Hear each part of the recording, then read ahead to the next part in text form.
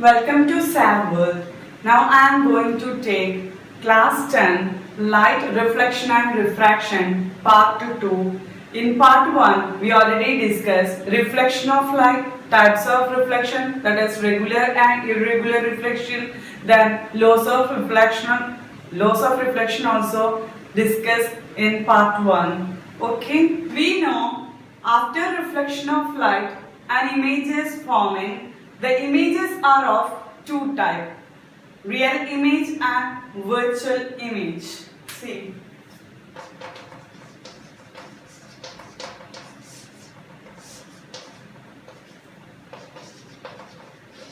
Real image, virtual image.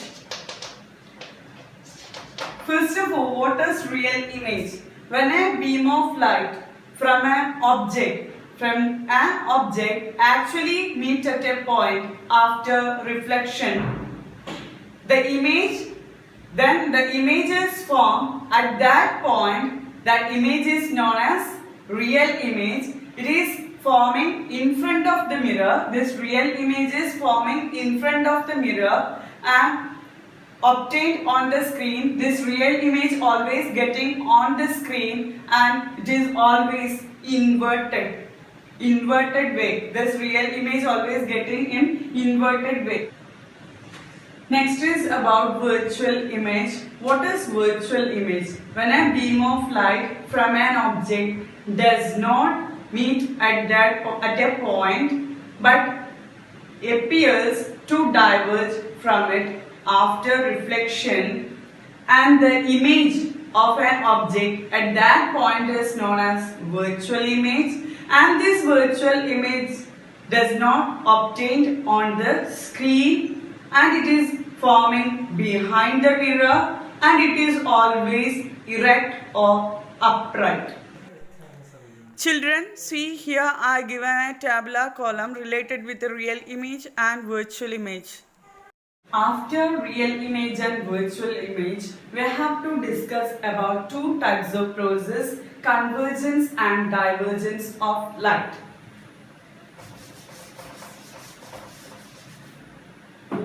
First of all, about convergence of light. Convergence of light is occurring in the type of mirror, that is concave mirror. We know concave mirror is inward curved mirror. Inward curved mirror is concave mirror. Okay. If a parallel beam of light rays,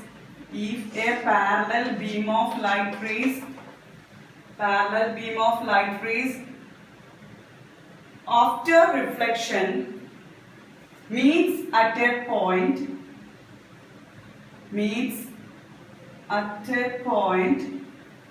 then this process is known as convergence of light. The reflected beam of light is known as converging beam of light, and this mirror, concave mirror, is known as convergent mirror.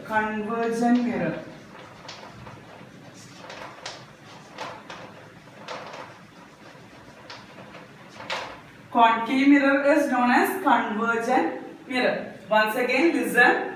What is convergence of light? This is very important process in this chapter, convergence of light. That is, if a parallel beam of light after reflection meets at a point, then this process is known as convergence of light. The reflected beam is known as convergent beam of light, and this mirror is known as convergent mirror. Next process is divergence of light.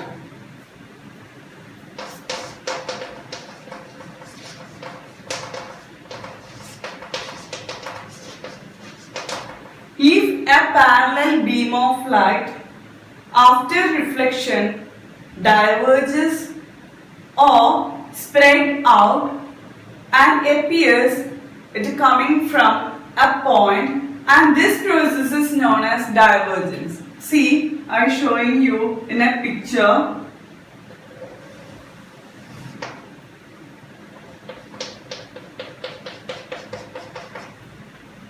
This is outward curved mirror, reflecting surface is outward. So this is a, which type of mirror is this?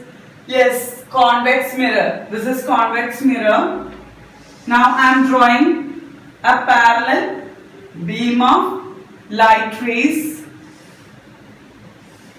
Parallel beam of light rays. See, parallel beam of light rays. After reflection, diverges or spreads. Diverges or spread, and we appears like it is coming from, this reflected beam is coming from a point, we appears like this reflected beam is coming from a point. So this process is known as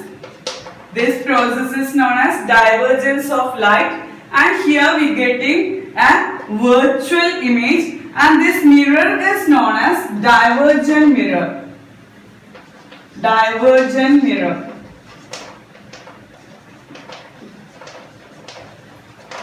Here image is getting virtual image. Virtual image. And this reflected beam is known as divergent beam of light. In the case of convergence, we are getting an image that is real image. Convergence, getting an image, real image, but in the case of divergence of light, virtual image is getting, because it appears, only appears, so this image is virtual image. I think all are understood this convergence and divergence. Next I am going through the important terms in respect of spherical mirrors. First term is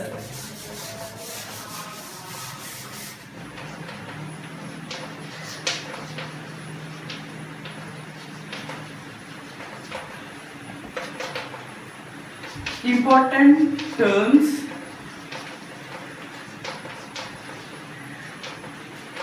in spherical mirrors. In the first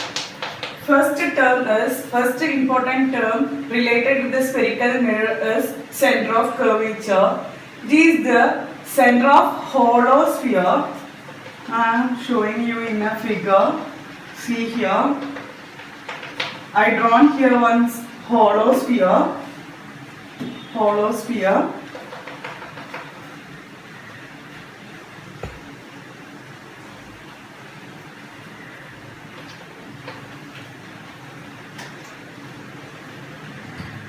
The center of the hollow sphere, which of the spherical mirror forms a part. This is known as center of curvature, and here the center of curvature is denoted by capital letter C. This is the center. Center of curvature means the center of the hollow sphere. See children, what is center of curvature? Center of curvature is the center of the hollow sphere of which the spherical mirror forms a part. Here a spherical mirror forms a part in this hollow sphere, and this center of curvature is denoted by capital letter C. Okay. Next term is, after center of curvature, second term is coming, that is radius of curvature. Radius of curvature.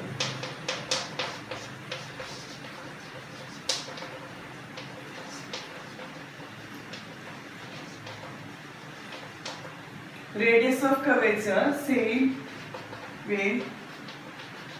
First of all, drawing a hollow sphere. Hollow sphere. Then here also forms a part of spherical mirror. radius of the hollow sphere, of which the spherical mirror forms a part. This length is known as radius of curvature of the mirror, of the spherical mirror. Once again, the definition of radius of curvature is radius of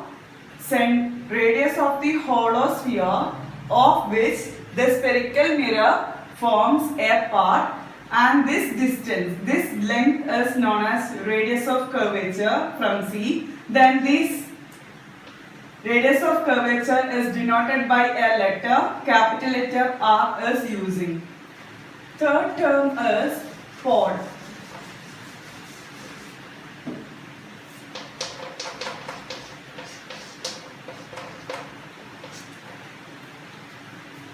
The midpoint of the spherical mirror is known as its pod. Now I am drawing here convex mirror. The midpoint of this spherical mirror, this convex mirror or concave mirror, both are termed as spherical mirror. Here I drawn convex mirror. The midpoint of this mirror is known as pod, its pod, and it is denoted by letter, capital letter P is using for to denote pod. Okay, next important term is fourth one, principal axis. See how this principal axis coming. First of all, one hollow sphere. I am drawing a hollow sphere.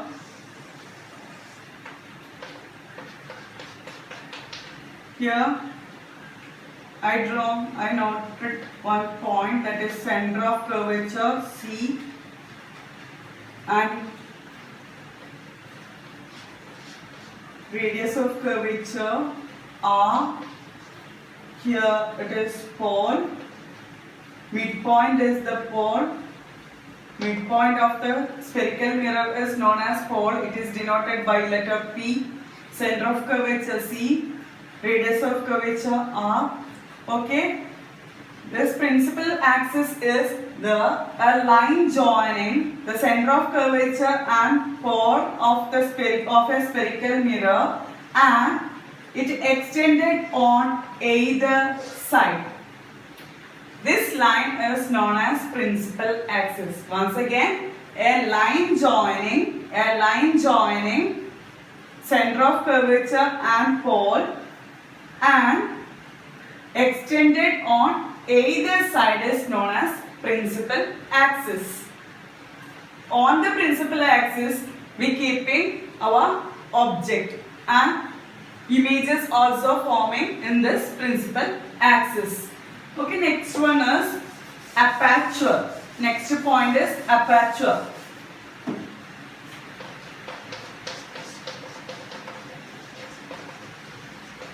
Aperture is the diameter of the spherical mirror. Diameter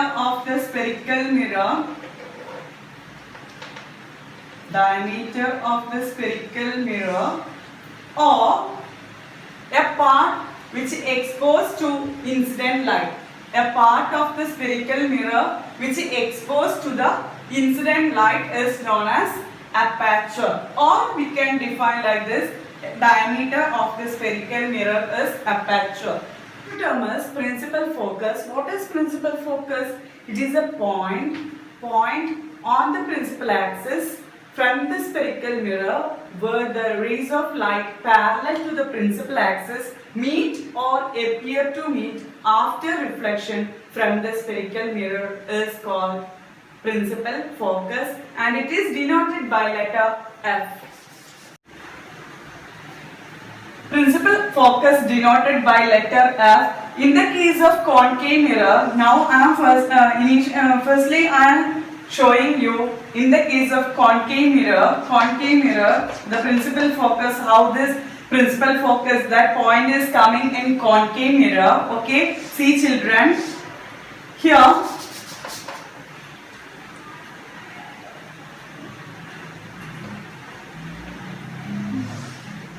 first of all, a parallel beam of light rays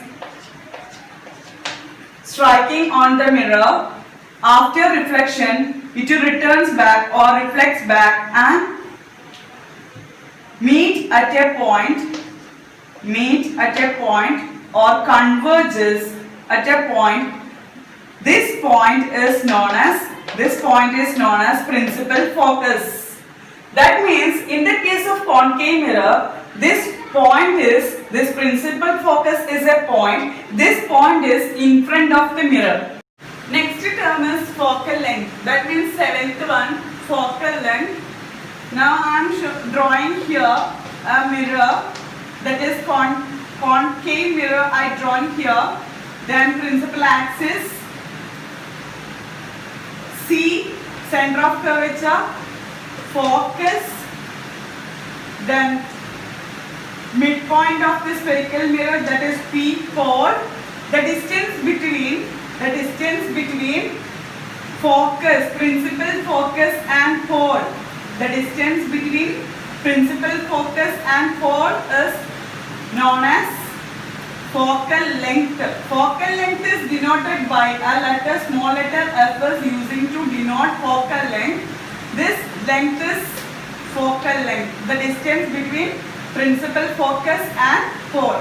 And the distance between center of curvature and pole is radius of curvature. Children, this video finishing here. If you like my video, subscribe, share, comment and press the bell icon.